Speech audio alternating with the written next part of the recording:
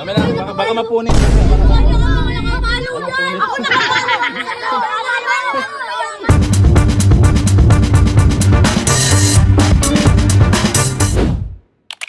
Ako pa rin to, si Kuya Toy. Hindi gwapo pero marunong makontento. So ayun guys, simulan na naman ang panibagong araw. Kaya naman si Tulinggoy, excited na naman gumalaw. Kinuha na niya ang mga gamit namin. Nakalimutan ko pa yung helmet ko, ang layo na pati namin. Helmet na iwang ko. Balik tayo, pre. Sinsya ka na, pre. Nakalimutan ko, pre. Sinsya ka na, okay na? Okay na. Oh, love you. Love you too. Badi.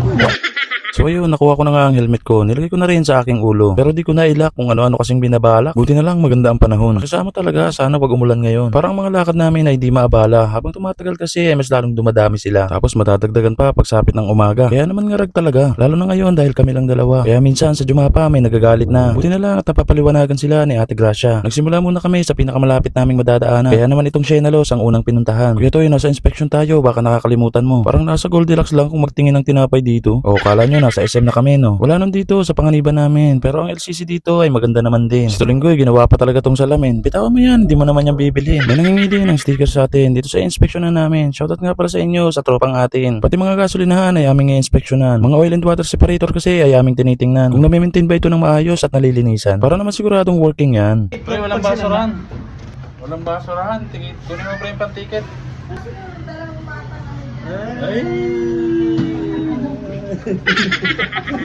Kala ko meron na kaming matitikitan. Kakabukas lang pala ng tindahan. Kaya ilalabas pa lang ang basurahan. Tsaka biro lang naman. Pati MEO sa inspeksyon ay labo-labo. Alam namin sina Kuya Baski ito kahit na di namin nakikita ang ulo. Umambo na kaya sa Tulinggoy nagkapote na. Sa dami ng inspeksyon na namin, mas gugustuhin pa namin mabasa ang muka at paa kaysa magpahinga. Pero tanghali na pala, magsusundo na tayo ng mga bata sa eskwela. Kaya naman after ng isang tindahan, kami ni Tulinggoy ay pumunta muna sa eskwelahan para magsundo ng mga kabataan. Pagdating ko sa school ay nagsisimula na din mag-uwian. Pero itong aso mukhang papasok pa lang.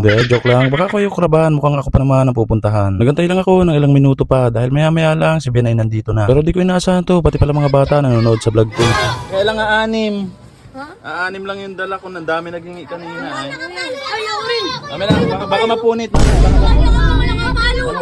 nakapalo!